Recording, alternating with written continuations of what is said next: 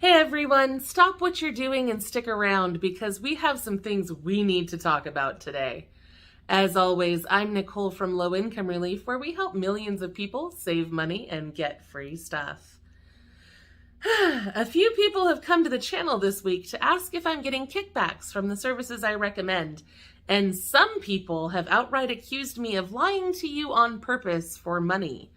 I'm going to answer these two questions separately, but please stick with me because it's very important to me that you understand this perfectly. First, I do get small commissions from certain services that I recommend. Not all of them, but I do have affiliate relationships with certain companies that I trust and highly recommend.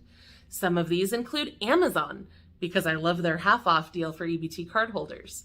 Instacart, because they're now accepting EBT and temporarily offering free delivery for EBT orders.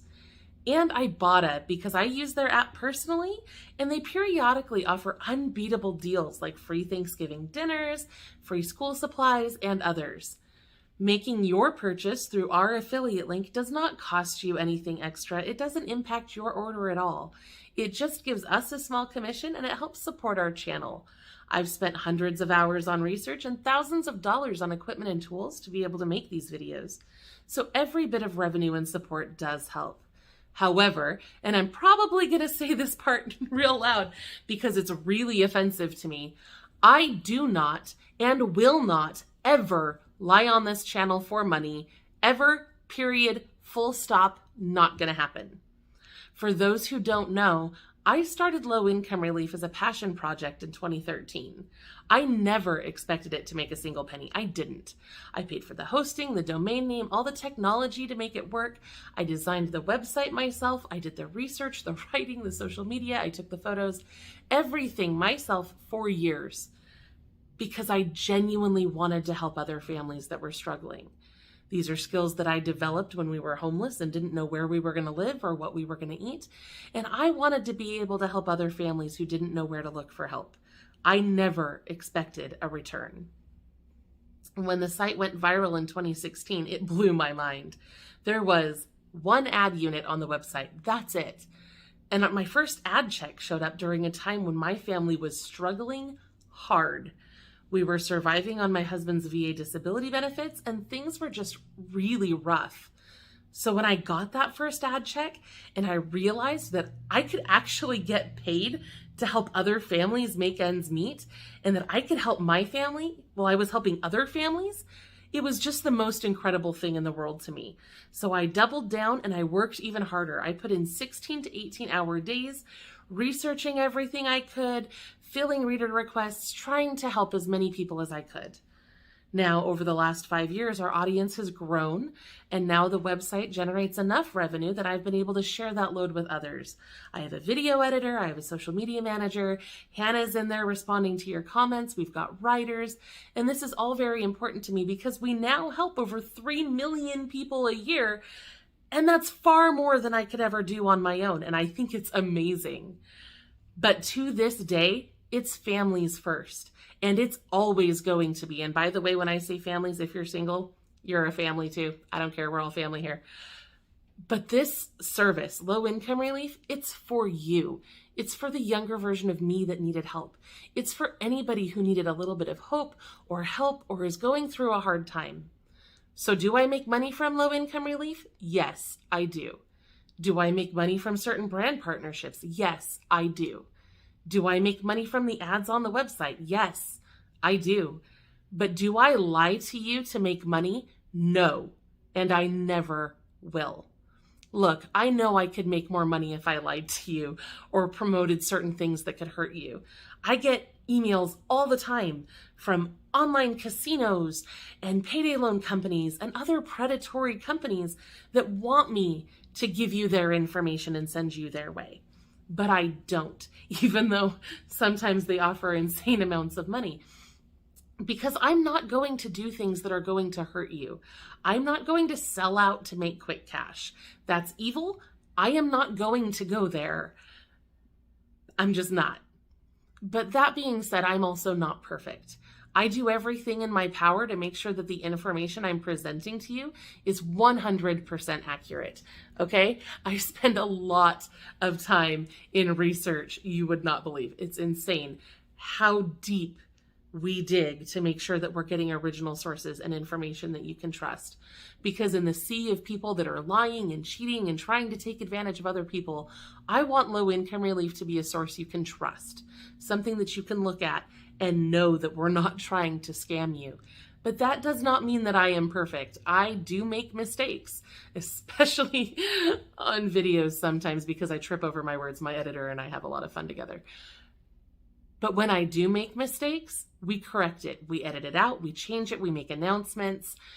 We are not here to mislead you, and I genuinely do the best I can. And I want you to be very sure that I am not profiting from misinformation, because that is not what happens here. So sorry about that rant. That just really struck a nerve with me. So let's move on to some other questions while we still have time. So Vicky asked us why her landlord has to fill out a W-9 when she's not living in a traditional rental property and she's trying to get emergency rental assistance. Now, from what I can gather, the purpose of a W-9 is to make sure that you're giving your proper taxpayer identification number to someone who's going to have to report some information to the IRS. Even if your rental situation is not typical, if they are receiving money for rent, that's typically something that does need to be reported to the IRS. So the agency probably is I would assume, trying to get that information so that they can report it properly for tax purposes. It's probably not nefarious, but again, I'm not an attorney. Emily asked us if her stimulus check could affect her food stamps benefits. So according to the New York Legal Assistance Group, stimulus payments are not counted as income for the purposes of SNAP. They are exempt resources in the month they are received and 1 month following. But any money that you have in your account after that period would be counted as a non-exempt resource. However, you are allowed to have some liquid assets and still be on the food stamps program. So you need to know what those limits are. And these liquid assets are basically just cash in the bank. Your home, vehicle, and other personal property do not count. But the asset limits are usually $2,250 for a household, unless you have an elderly or disabled household member. If you have an elderly or disabled household member, you can have up to $3,500 in assets. So Mawberry Homestead also reminded us that some temporary increases in food stamps will be ending soon. Many states have boosted benefits temporarily through the pandemic, and each state kind of has their own schedule for ending that. In Mawberry's state, it ends August 31st, 2021. And at that point, all SNAP households just drop back to their normal amounts. So please check with your state, make sure you know what to expect. Federally, the 15% increase they approved will continue through September. And as usual, many people asked us this week how to find help in their state. If you're looking for information on your state, go to lowincomerelief.com/helpnearme. No spaces, no dashes, just lowincomerelief.com/helpnearme to find help in your area. Delynn told us that YouTube is prompting her to unsubscribe from our channel. I'm not sure what's causing this, but please do be careful and make sure that you don't accidentally unsubscribe from our channel. That would be the worst. And if you're not getting notifications, please remember that our videos premiere on Tuesdays, Thursdays, and Saturdays at 1 p.m. Pacific, 4 p.m. Eastern. Now, for those of you who have stuck with me through this very chaotic video, I just wanted to take a minute to apologize.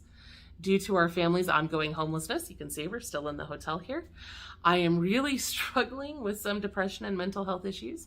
I'm finding it pretty hard to function, so I know we've got a lot of comments coming in that are going unanswered. Our research list is piling up, and I am sincerely sorry. I am doing the best I can. I do care deeply about all of you, and I am truly sorry that I am not operating at my best right now.